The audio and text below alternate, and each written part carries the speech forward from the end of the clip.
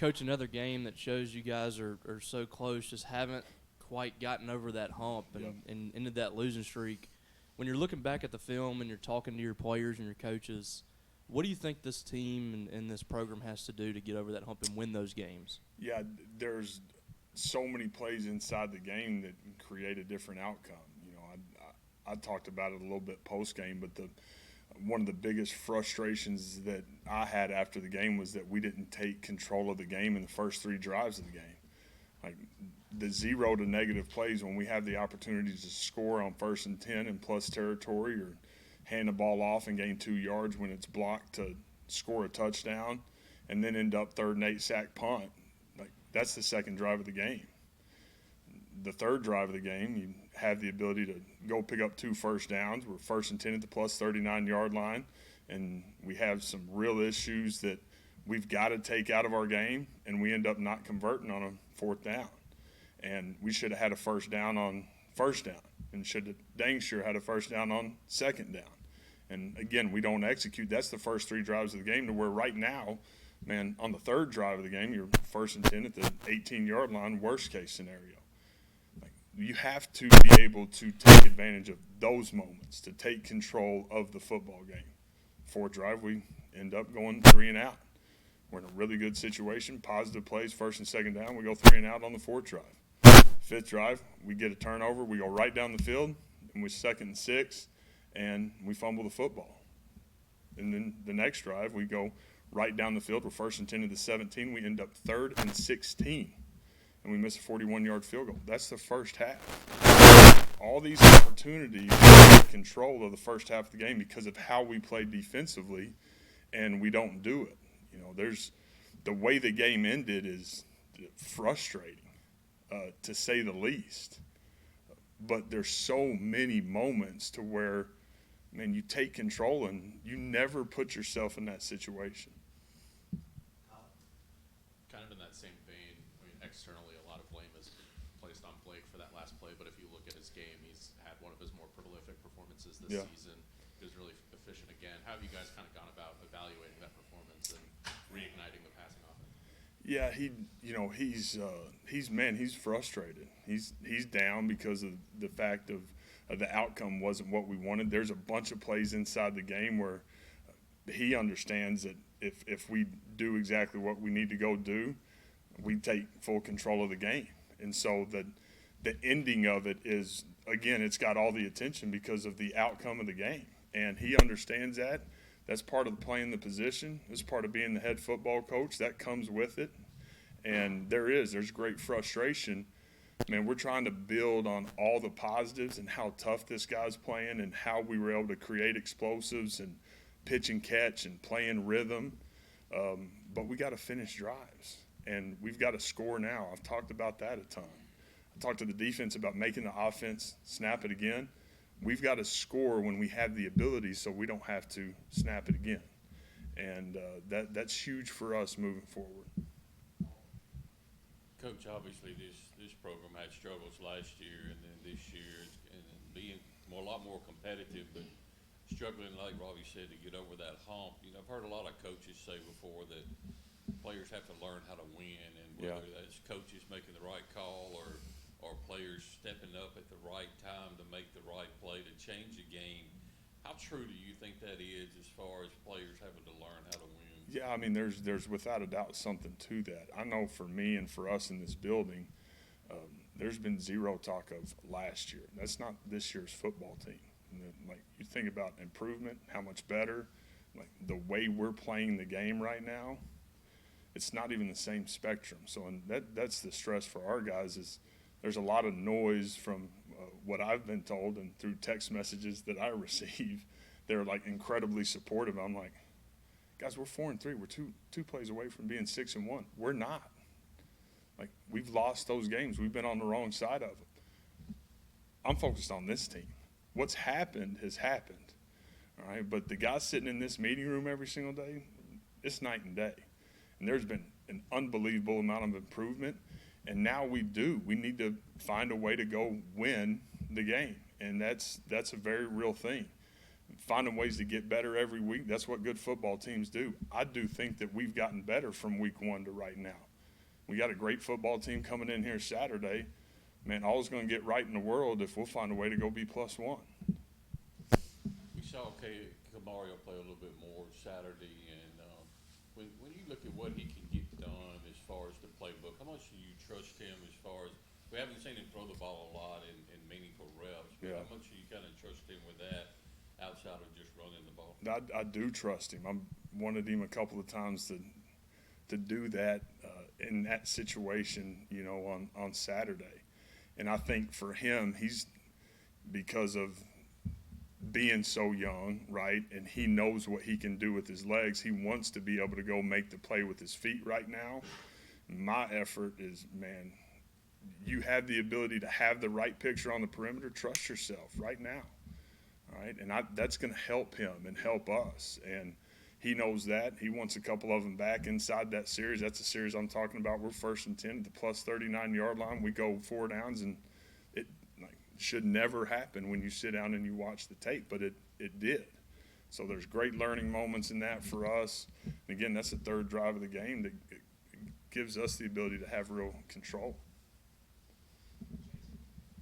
Coach Sark said this past week that their team identity has been defense and special teams, and a lot of people don't talk about special teams. So what have you seen from them? I know they have a really good punt return game, but in all facets, what makes them so difficult on special teams? They're really aggressive, and they do. They've got great personnel. Like when you have great personnel, you got a real chance to be great on teams.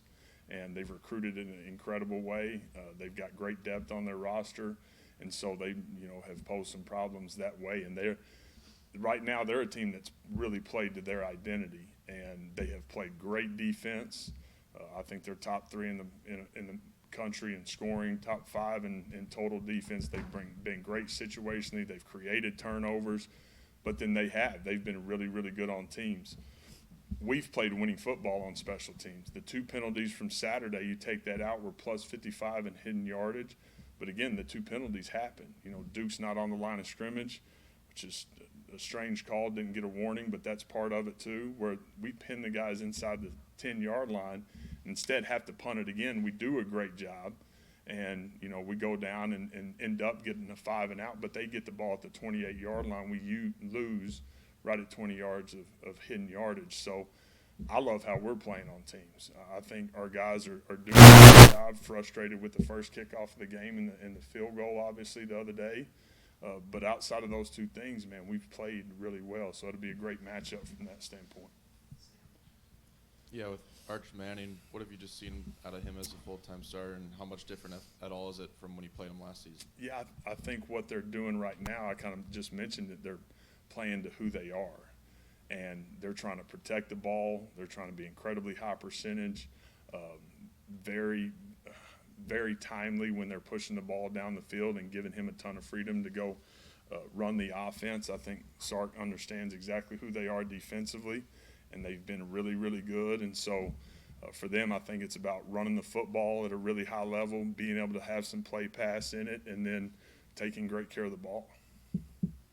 Mentioning the field goal, you mentioned on a post game that they said it was not a reviewable play. Yeah. Decision on that. Have you looked into that further? Yeah, I've been told it's not because, again, what I was told is it did. It went right over the upright. I think as I've watched the tape, it's pretty fair, and they did. They said that not reviewable, and as it goes right over the top of the upright, what I got told was no good.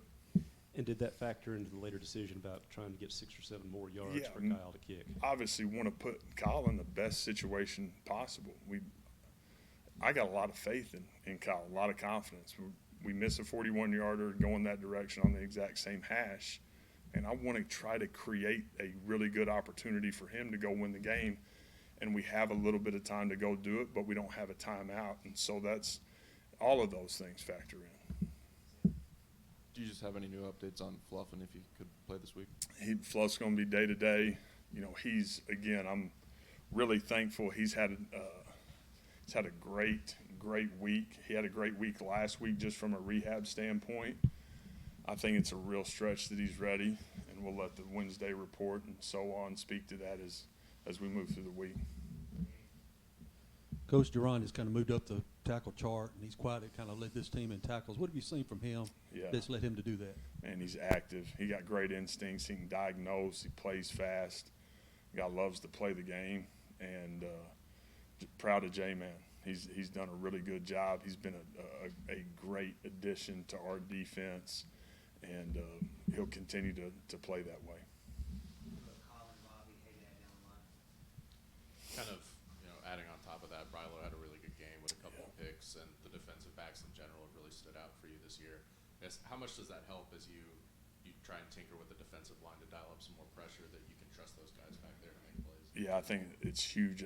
The way we're defending the throw game right now is really, really good. We've got our hands on the ball. We've made plays. We've created turnovers.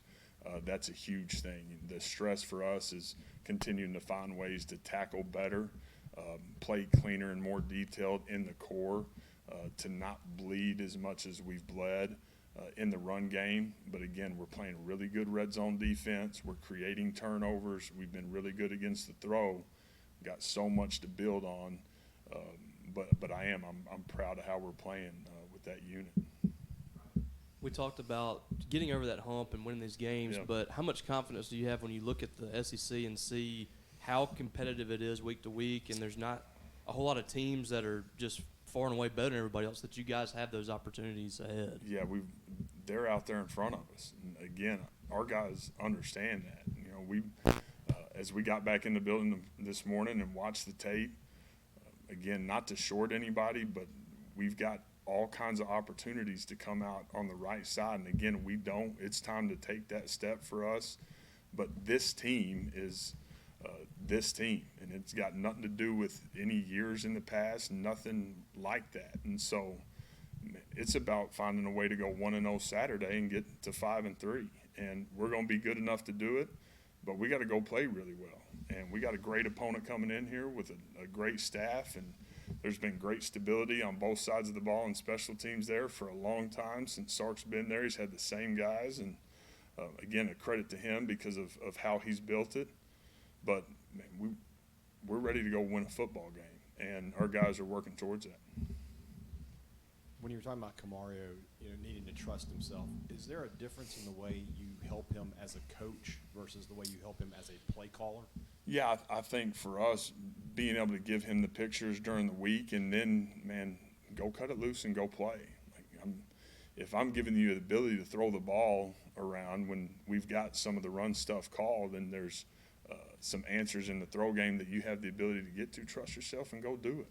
But that's a young guy having to go play and go live it and go learn. I want to constantly put him in great positions so that he can create confidence for himself, our football team, and then everything goes from there. So it's constant because he hadn't played a ton of ball, but obviously excited about his growth and where he's headed.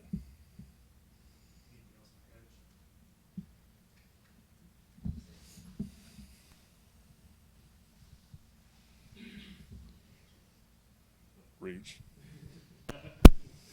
Just with Zachary Tillman being suspended, how do you think that's just going to impact the defense in the first half? Yeah, I think that the only thing that is fortunate for us there is that we've had two other dimes play a ton of football with Tyler and DG. And so having those two guys, we're in a great spot at that position. There's depth. We have athletic, talented players at that spot. And so those two guys got to have a great week as we get ready to get Zachary back in the second half.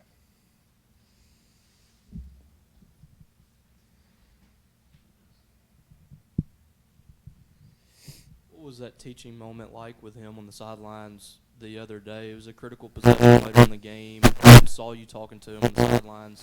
What was that conversation like With Zachary after the penalty? Yeah, there's great frustration in that moment because we're off the field. They never kicked the field goal. And it's critical. Like, it brings me back to there was a huge drive against Tennessee where we give them 30 yards in penalties and give them points, and it comes down to the last possession of the game. Like, we're playing good enough. We got to get out of our own way in those moments because I think we're fully aware those 3 points mattered. and that affects the game in a great way. So a great learning lesson. The hope was that, you know, we saw that with Nick Mitch 3 weeks ago, and we learned from that. But again, it's those guys, man, learning from it, taking it completely out of our game, and understanding the impact that it truly has on being on the right side and the wrong side. Appreciate it.